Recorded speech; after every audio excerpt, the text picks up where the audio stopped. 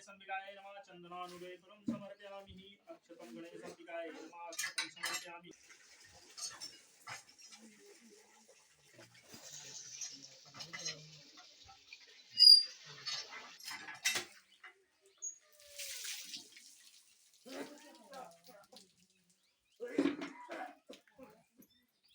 ओम गणेशंबिकाय नमः धूपं दर्शयामि गणेश जी के जो सुपारी बना है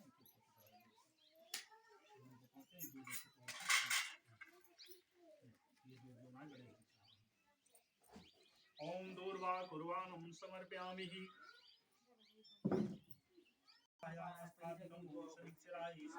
आवाहयामि ओम राहुवे नमः आवाहयामि ओम केतवे केतु सर्वे ग्रहाः शान्तिकरा भवन्तु सद्बुद्धि च बुद्धो गुरुत्वा गुरुतं सुखं सुखं चासनि राहुर्बलं करोति सततं केतुं कलशं च नित्यं प्रीतिकरा भवन्तु मम सर्वे अनुकूलाः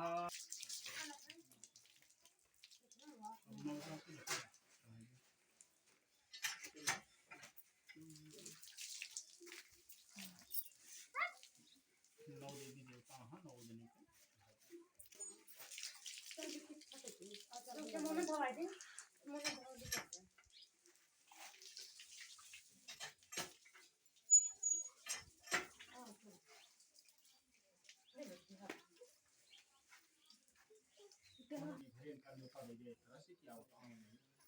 ओम आगच्छं भगवानं देवम् आत्मानं चात्रं विष्णुतो भवायात्मं पूजा करिष्यामि स्वासन्निधो भवं श्री सत्यनारायणाय नमः आहुनार्थे अक्षतं पुष्पं समर्पयामि फूल दे देना आसन हो जिनके अब आइए आसन होइए अब इसके बाद इनका भगवान को ये बिटिया ये हिमाचल के लिए जाइए भगवान का स्वागत चंदन का भगवान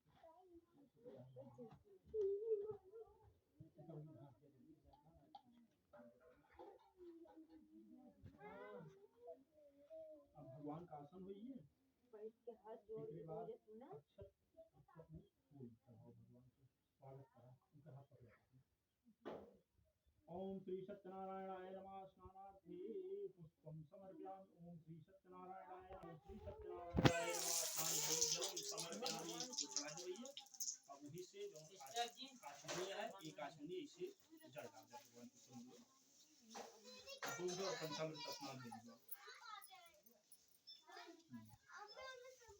फिर स्नान हो गया है मधु स्नान हो गया है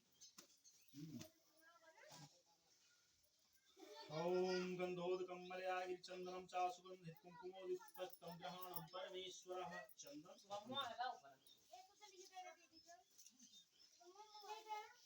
कहां ओम श्री सत्यनारायणाय नमः शुद्धोदकं मलयागिरिचंदनं समर्पयामि कुंकुमं समर्पयामि गंधोदकं स्नानं समर्पयामि श्री सत्यनारायणाय नमः शुद्धोदकं स्नानं समर्पयामि ओए वाले हल्दी चढ़ाइए से ओ वाले बा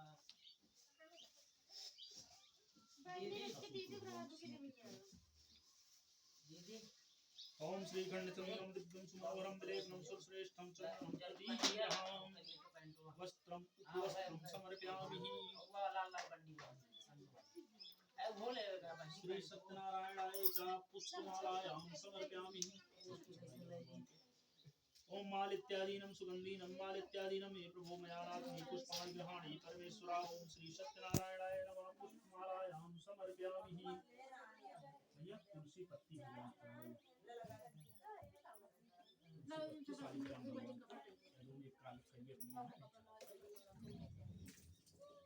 ओम तुलसी हेम रूपा च रत्न रूपा तुलसी मंजरी भव मोक्ष प्रदं तुभ्यं समर्पयामि हरिप्रियं श्री सत्यनारायणाय नमः तुलसी दल तुलसी मंजरी समर्पयामि तुलसी पत्ती का ले जा धूप चढ़ाए भगवान को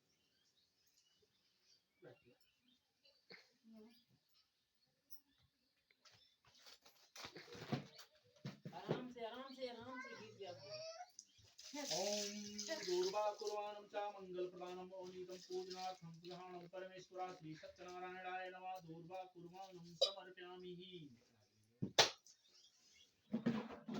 अगरबत्ती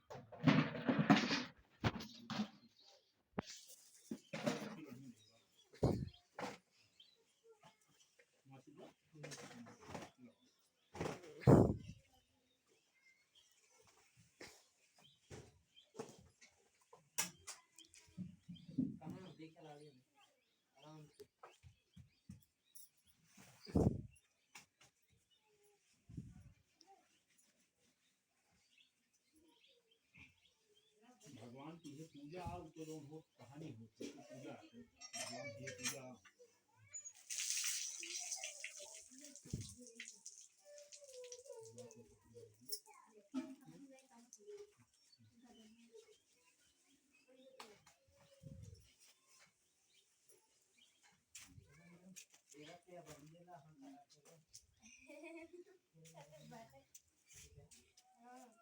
ओम वनस्पतयः गंधो गंधम उत्तमं येभ्यानां सर्वदेवानां भूतो प्रतिग्रहम् ओम श्री सत्यनारायणाय नमः धूपं दर्शयामि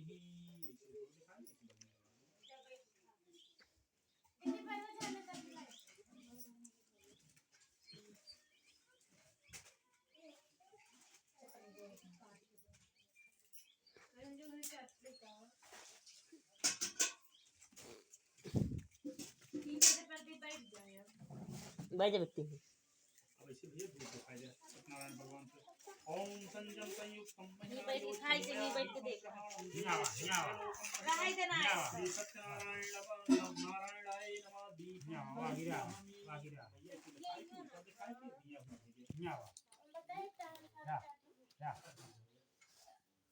या न्यावा न्यावा ये बैठ जा या न्यावा ला कैसा अरे ला कैसा लेबू पैसा दे या या कैसा ओम वस्तु गोविंदम या समर्पयेवं चाग्रहं करे सोचा मध्ये ओम श्री सत्यनारायणाय नमः अखंड फलम समर्पयामि फलांते जलम आचमनीयं समर्पयामि फल है कि फिर इसी जब से आचमनी की क्या करना है आइए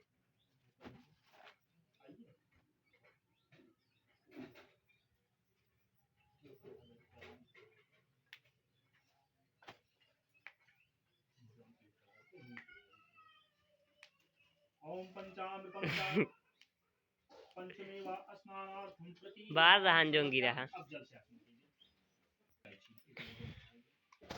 ओम पुंगीफलम महादिव्यम नागवल्ली दीर्घायु एलाल पुंगीफलम तांबूलम प्रतिग्रहाम ओम श्री सत्यनारायणाय नमः एलाल पुंगीफलम तांबूलम समर्पयामि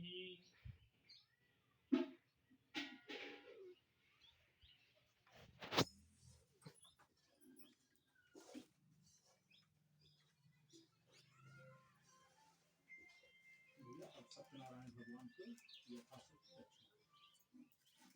ओम श्री सत्यनारायणाय नमः दक्षिणा प्रेम सहितम यथाशक्ति अनंत फल काम गुरुम ग्रहणम परमेश्वरः श्री सत्यनारायणाय नमः द्रव्य दक्षिणायां समर्पयामि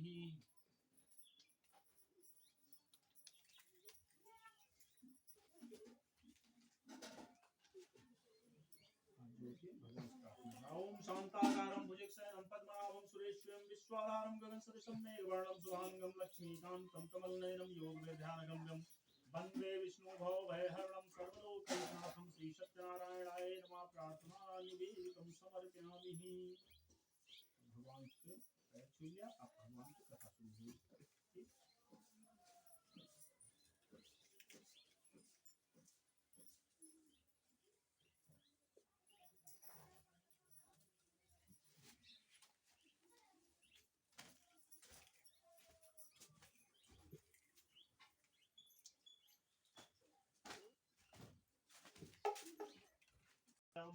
सर्वेषु तं पौराणिकं खुलः ओम श्री गणेशाय नमः।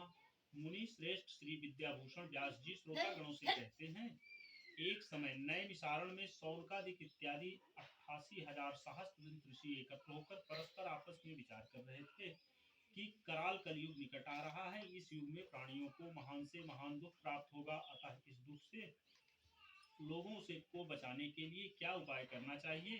उसी समय व्यास जी के परम शिष्य पौराणिक सूत जी महाराज अपने शिष्यों सहित उस स्थान पर पहुंच पधारे। सूत जी को देखकर ऋषि लोग खड़े हो गए और श्रद्धा पूर्वक उठकर साष्टांग दंडोत किया।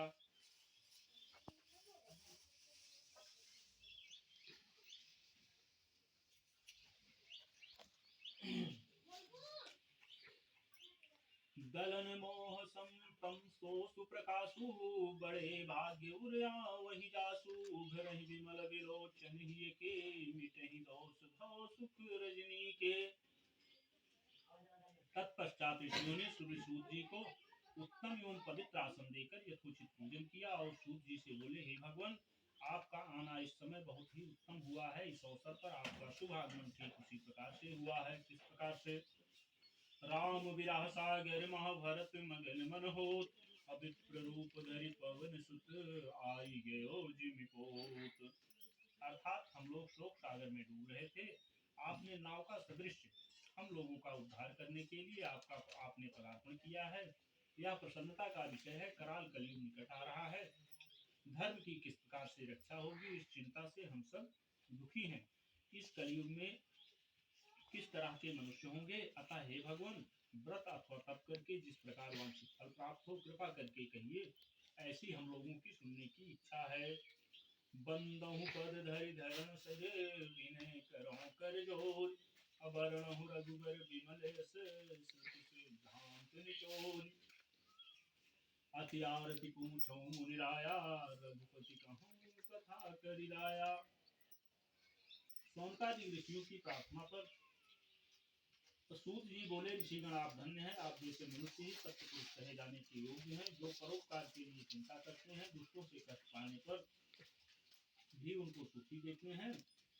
और हे परोपकारी सौनकादिक ऋषियों, इसी प्रकार लक्ष्मीपति विष्णु जी ने एक बार नारद जी से पूछा, जिस प्रकार आप लोग हैं उस प्रकार से मैं आप लोगों के समक्ष इसका कथन करूंगा।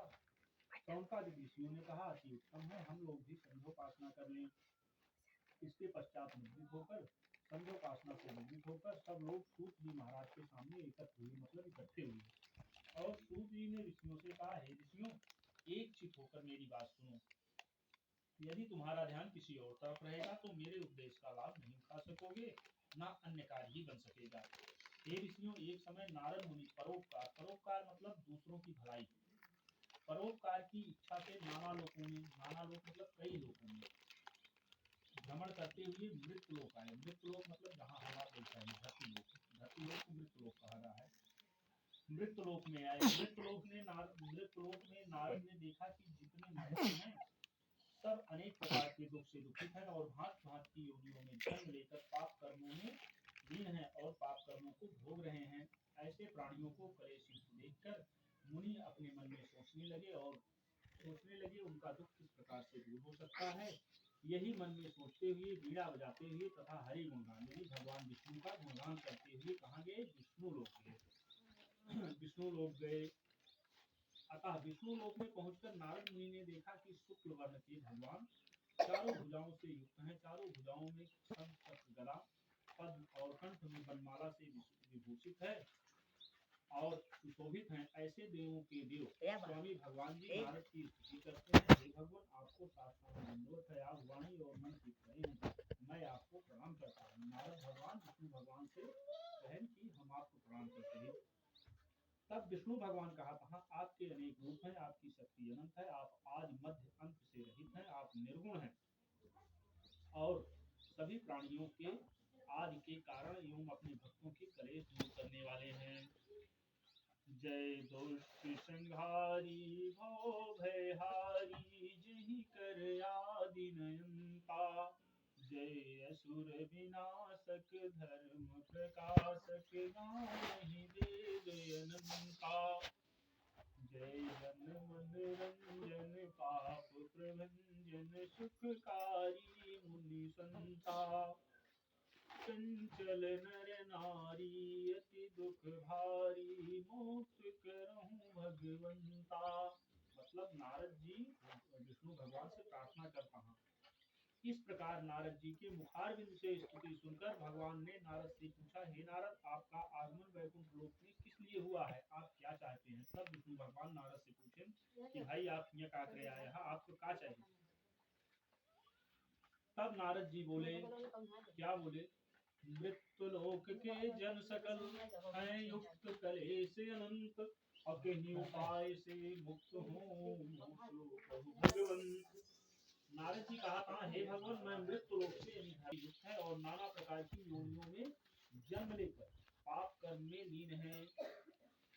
नारद जी जो है बताओ कहाँ सब अनेक प्रकार की योनि जन्म लई के बहुत परेशान यहाँ धरती में रही, इनके उद्धार बिना कोनो उपाय बतावा जो जाए उनका बताएगी उनके उद्धार हो जाए। नारद जी बताओ कहाँ पूछा कहाँ कैसे मतलब बेकार रहा, तो नारद जी बताओ कहाँ दीन मलिन दरिद्र कुमूर्ख बुद्धि विवेक विनाभिमानी अलस कर लंपट द्वारी तथा निशिक्षित दुष्ट महाज्ञानी अन्न न पावत भोजन को अरुपान को पावत शुद्ध न पानी चंचल शोक विहाल सभी नर सृष्टि को चिंतन में लपटानी अभय विकल खग मृग ही भांति अपर कथा कई से कही जाती यह कली काल कठिन उर्गारी पापो परायण सब नर नारी। अब भगवान नारद आपन कथा विष्णु भगवान से बताएं कि धरती कैसे सब परेशान है, इसलिए हे भवभयहारी भगवान कोई ऐसा उपाय बताइए जिससे उन प्राणियों का दुख छूट जाए। यदि आप मुझ पर कृपा रखते हैं तो कहिए मैं सुनता हूँ। दीन दयाल विरद संभारी हरहु नाथ मम संकट भारी। श्री भगवान ने नारद जी से कहा, नारद तुमने भली बात पूछी है, इससे संसार का कल्याण होगा, पापी प्राणों से मुक्त होगा, पापी पापों से मुक्त होगा और परम पद को प्राप्त होगा। हे नारद इस देह को परोपकार में ही लगाना चाहिए। हे मुनि श्रेष्ठ नारद अतः हे नारद एक छोटा सा उपाय है। कहें नारद एक बहुत छोटा सा उपाय बताओ तो ही यह धरती जाए बताया जाए। तो नारद जी कहें का उपाय है। अतः नारद छोटा सा उपाय है, आपसे कह रहा हूँ ध्यान से सुनो, इससे मानव का कलयुग में कल्याण होगा। इसमें कलयुग चलता है।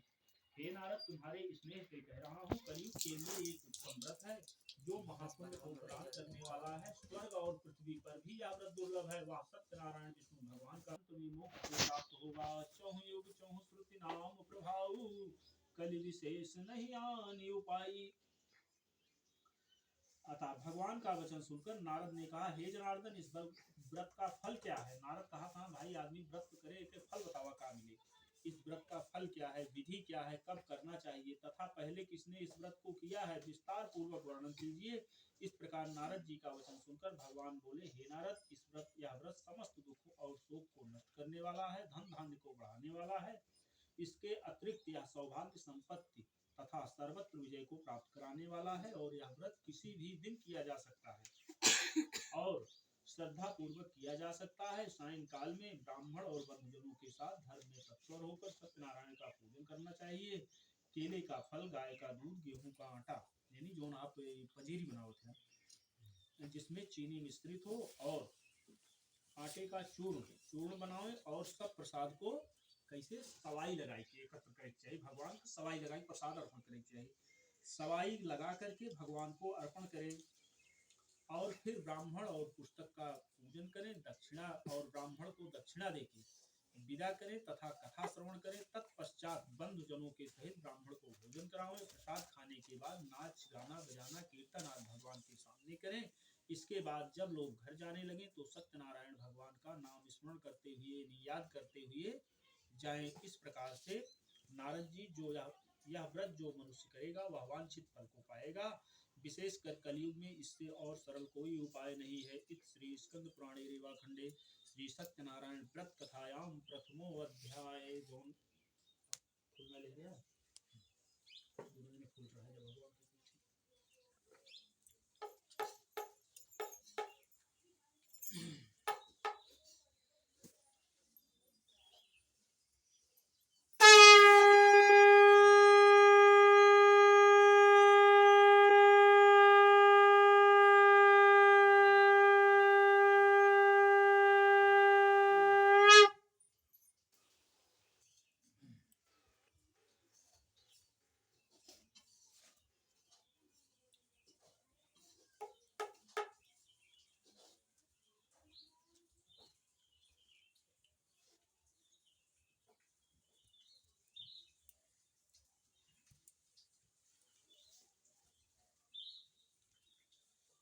यह व्रत जो मनुष्य करेगा वांछित फल को प्राप्त होगा। श्री सूत जी ने शौनकादिक ऋषियों से कहा। भगवान नारद से व्रत काल की विधि और महात्म कहकर आगे सर्वप्रथम इस व्रत को सत्यनारायण व्रत करने वाले के संबंध में कथन करते हुए सुंदर काशीपुर में एक अति निर्धन ब्राह्मण थे, उनका नाम था शतानंद।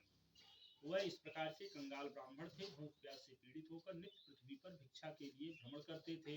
दुखित ब्राह्मण को देखकर भगवान को दया आ गई, क्योंकि भगवान को ब्राह्मण अधिक प्रिय है, जैसा कि भगवान ने स्वयं ही कहा था। भगवान एक पंडित जी रहे, बहुत गरीब रहे, मतलब भिक्षा मांगत रहे। तो एक दिन भगवान को उनके ऊपर दया आएगी। भगवानों एक ब्राह्मण को रूप बनाए के पंडित जी से मिले चला गया।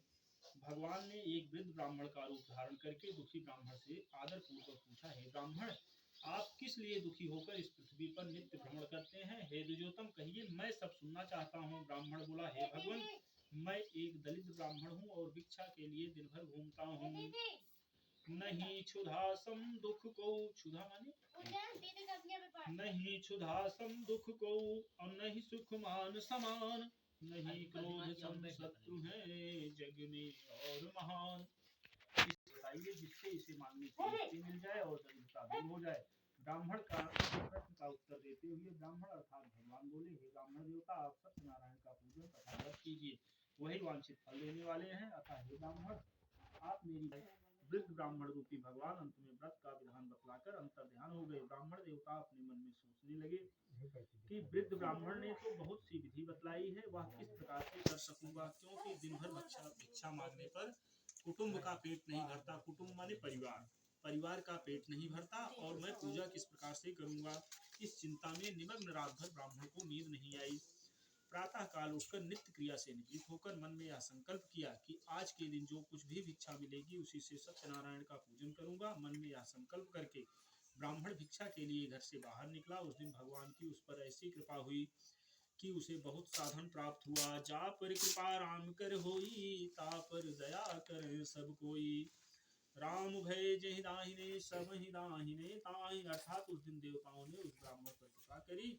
अतः ब्राह्मण उसी ढंग से बंधुओं को बुलाकर प्रसन्नता पूर्वक भक्ति और श्रद्धा के साथ सत्यनारायण स्वामी का विधि पूर्वक पूजन किया। पूजन और व्रत के प्रभाव से ब्राह्मण सब दुखों से मुक्त हो गया। समस्त सब से ब्राह्मण हर महीना बराबर यह व्रत करने लगा और उसकर मोक्ष को प्राप्त होगा।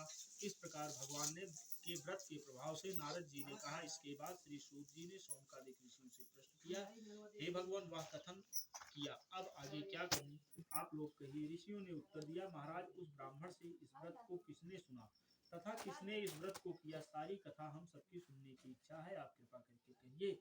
सूत जी बोले, हे ऋषियों, सुनो। ब्राह्मण से सुनकर जिसने इस व्रत को भूतल पर किया है वह कथन करता हूँ। एक समय अपनी संपत्ति के अनुसार वही ब्राह्मण बंधुओं के सहित सत्यनारायण का पूजन कर रहे हैं। इस पूजन का क्या फल है, कृपा करके विस्तार पूर्वक कहिए।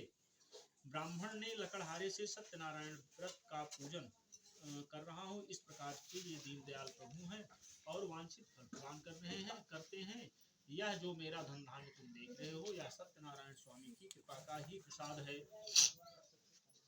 ब्राह्मण के मुख से इस प्रकार सुनकर लकड़हारा बहुत प्रसन्न हुआ। भगवान का प्रसाद खाकर जल पीकर नगर को प्रस्थान किया। लकड़हारे ने मार्ग में अपने मन में चिंतन कर यह संकल्प किया, आज जो कुछ भी लकड़ी बेचने पर मिलेगा उसी से मैं सत्यनारायण का पूजन करूंगा। इस प्रकार हमने सोचकर लकड़ी का बोझ सर पर रखकर चला गया और जाते ही उसे उसकी लकड़ी का दुगना दाम मिल गया। तत्पश्चात लकड़हारे ने प्रसन्न हृदय से पके हुए केले के फल, शक्कर, घी, दूध, गेहूं का आटा, मूल को खरीदकर घर पहुंचकर उसने बंधु जनों तथा ब्राह्मण को बुलाकर विधि पूर्वक सत्यनारायण का व्रत और पूजन किया, जिसके प्रभाव से लकड़हारा धन तथा पुत्र को प्राप्त हो गया। जब तक संसार में राज सुख भोग गया और अंत में सत्य हो गया।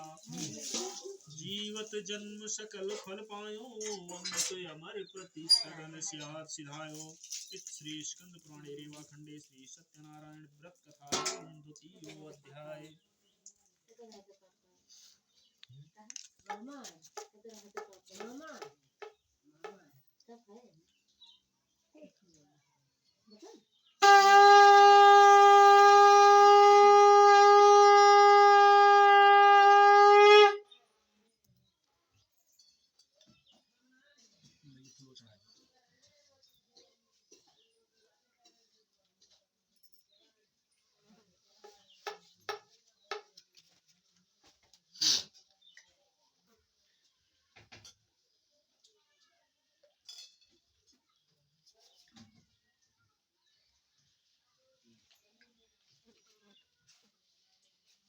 किया है वह कह रहा हूँ सुनो। प्राचीन समय में उल्लुकामुख नाम का एक राजा था। वह राजा जितेंद्रीय, सत्यवादी तथा प्रतिदिन मंदिरों में जाने वाला था। वह देवालयों में जाकर ब्राह्मणों को इतना दान देता था कि ब्राह्मण संतुष्ट हो जाते थे।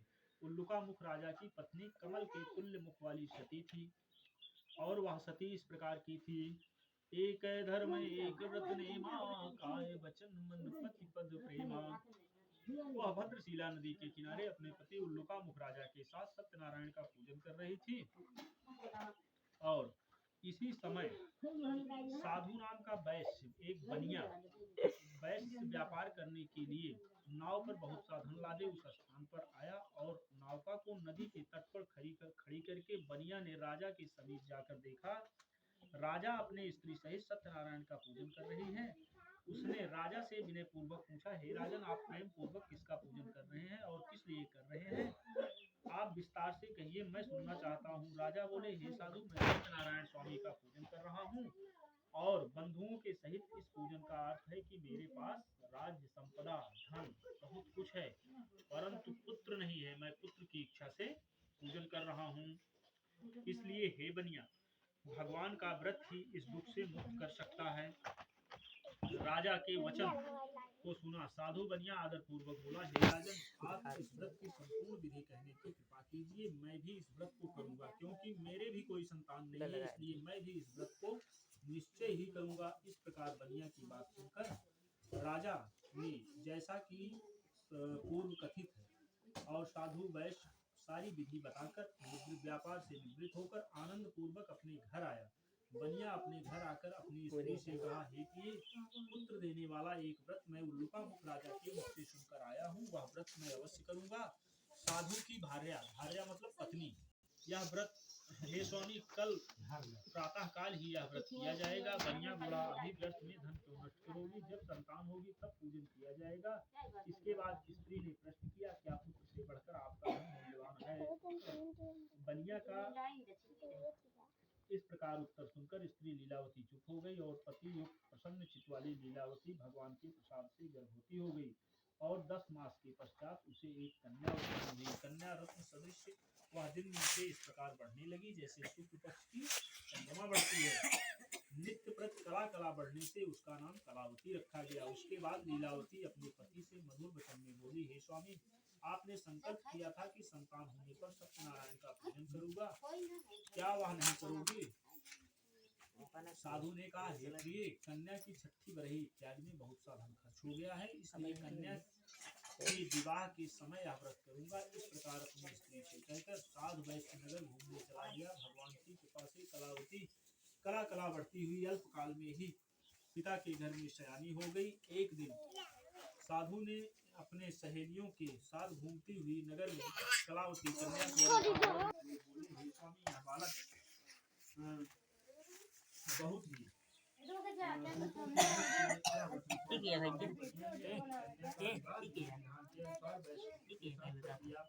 कन्या के समय दुर्भाग्य भूल गया, और सत्यनारायण का उत्तम व्रत करना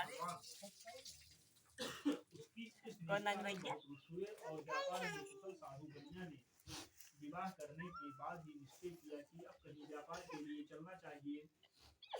किया कि एक दिन बहुत सा राजा का बहुत सा राजा के पास लाए, और हर्षपूर्वक सिपाहियों ने राजा से कहा, हे प्रभु, यही दोनों चोर हैं जो आपका धन चुरा कर भागे हैं, अब इनके लिए क्या आज्ञा है? राजा बोले, इन दोनों को बांधकर दुर्ग के महाकारागार में डाल दो। सत्यदेव की माया के कारण राजा ने बनिया की एक भी बात न सुनी और समस्त धन अपने महल में रखवा लिया। वहाँ तो बनिया का यह हाल हुआ, और घर पर बनिया की पत्नी और पुत्री भी अत्यंत दुख को प्राप्त हुए। हम ना पूछ का करे गया चला चला हम तुझे बताए थे तेरे ऊपर क्या है माता की माता सत्य कहती हूँ, मैं धन छीन लिया है, वह उन्हें वापस कर दो। यदि ऐसा ना करोगे तो तुम्हारे काम सोचकर भय से व्याकुल हो मौन हो रहे थे। भयभीत इसलिए थे। तब राजा ने दोनों बनियों की ओर देखकर कहा, जो